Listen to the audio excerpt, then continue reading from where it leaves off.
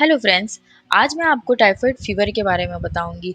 Normally किसी को fever होता है तो उसको ये लगता है कि कहीं उसको टाइफाइड तो नहीं हो गया है। तो कैसे पता चलेगा कि उसको टाइफाइड है या नहीं है? कितना टाइम लगता है उसको ठीक होने में? उसके ट्रीटमेंट क्या है? उसके सिम्टम्स क्या हैं? और अगर आपको ये पूरी जानकारी चाहिए तो आप वीडियो के आखिरी तक बने रहें। और चैनल को सब्सक्राइब नहीं किया है तो सब्सक्राइब करें। Please press the bell icon ताकि आपको सारे नोटिफिकेशन मिलते रहें। टाइफाइड एक इन्फेक्शियस बैक्टीरियल डिजीज़ है जो एक बैक्टीरिया जिसका नाम है साल्मोनेला टाइफी से फैलती है। Salmonella typhi gram negative rod shape bacteria है।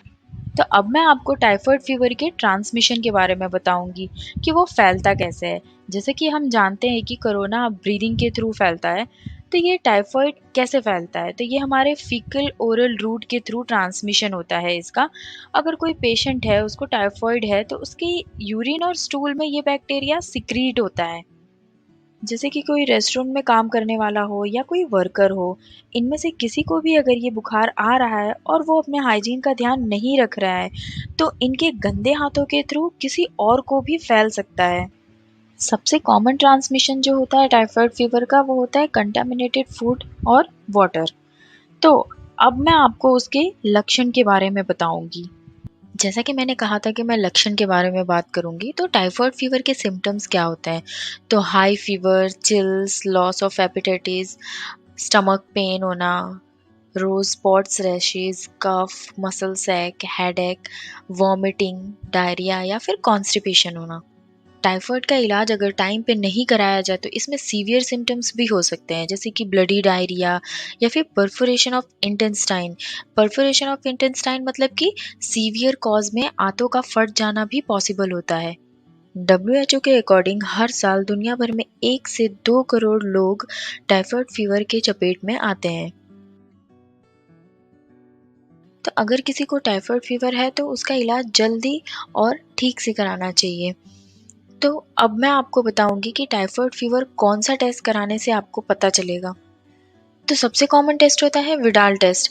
विडाल टेस्ट दूसरी बीमारियों में भी पॉजिटिव हो सकता है।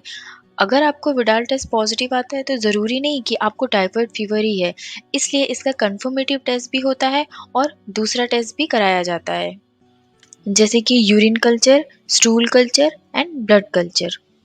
Typhi dot antigen, IgG and IgM, इस टेस्ट से हमें रिसेंट इन्फेक्शन के बारे में पता चलता है। अब मैं आपको रिस्क फैक्टर के बारे में बताऊंगी। रिस्क फैक्टर मतलब हमें टाइफाइड फीवर होने के ज़्यादा चांसेस कहाँ से होते हैं? तो world wide children are at a greatest risk of getting the disease. सबसे ज़्यादा ये बच्चों में होता है। वर्क इन और ट्रेवल टू एंडेमिक एरिया, अगर आप एंडेमिक एरिया में ट्रेवल कर रहे हो तो भी आपको होने के चांसेस हैं। Have close contact with someone who is infected और has recently been infected with typhoid fever.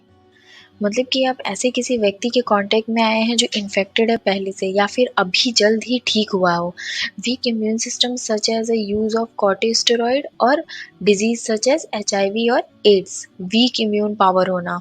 Drinking water contaminated by sewage that can contain a Salmonella typhi. और भी बहुत सारे रीजंस हो सकते हैं। Poor hygiene habit, consumption of raw fruits and vegetable, कच्चा फल और सब्जी खाना, being a health care worker, आप हॉस्पिटल या कहीं पे काम कर रहे हो जहाँ पे ये पेशेंट ज़्यादा आ रहे हैं तो भी आपके चांसेस हो सकते हैं। Being a clinical microbiologist who handle the salmonella typhi, अगर आप साल्मोनेला टाइफी के बैक्टीरिया हैंडल कर रहे हो तब भी ये चांसेस हो सकते हैं। तो आइए अब बात करते हैं कि टाइफाइड फीवर से कैसे बचें। टाइफाइड फीवर से बचने के लिए सबसे पहले आप अपने साफ सफाई पर ध्यान रखें। टॉयलेट जाने के बाद हैंड वॉश करें, खाने से पहले हैंड वॉश करें। कच्ची सब्जियां, फल खाने से पहले उनको अच्छे से धोकर पकाकर खाएं। दूध और पानी को बॉईल कर कर पिएं। बारिश के टाइम पे टाइफाइड को होने के ज़्यादा चांसेस होते हैं। इसकी वैक्सीन भी है। अगर आपको पता है कि आप किसी एंडेमिक एरिया में जाने वाले हैं, तो जाने से 2 वीक पहले ये वैक्सीन आप ले सकते हैं। अगर आपको टाइफाइड फीवर है तो हाई कैलोरी और हाई प्रोटीन वाले डाइट लेनी चाहिए, क्योंकि टाइफाइड फीवर में भूख कम लगती है और वॉमिटिंग जैसा मन होता है, तो आपको वेट लॉस हो सकता है।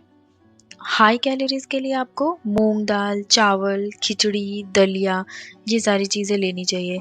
हाई प्रोटीन के लिए एग, मिल्क, कर्ड, दाल और पनीर लेनी चाहिए। टाइफाइड में हाइड्रेशन लेवल मेंटेन कर रखना बहुत ही ज़्यादा ज़रूरी है। तो ज़्यादा से ज़्यादा पानी पिएँ, नींबू पानी, नारियल पानी या फिर कोई ऐसा फ्रूट्स खाएँ जैसे कि खरबूजा। अब मैं आपको टाइफाइड के ट्रीटमेंट के बारे में बताऊँगी। तो आप एंटीबायोटिक ले सकते हैं डॉक्टर की सलाह से। Drinking a plenty of fluid, जितना हो सके उतना आप पानी पिएँ।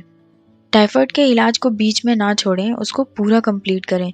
जैसे कि बहुत सारे लोग होते हैं, उनको फ़ीवर आना अगर बंद हो जाता है तो वो एंटीबायोटिक्स लेना भी बंद कर देते हैं। पर ऐसा नहीं करना चाहिए क्योंकि टाइफाइड फ़ीवर वापस से होने के चांसेस होते हैं, इसलिए इलाज को पूरा ठीक से करें। आइए फ्रेंड्स, अब हम बात करते हैं टाइफाइड फ़ीवर की होम रेमेडीज़ के बारे में कि आप घर पे कैसे ठीक हो सकते हैं।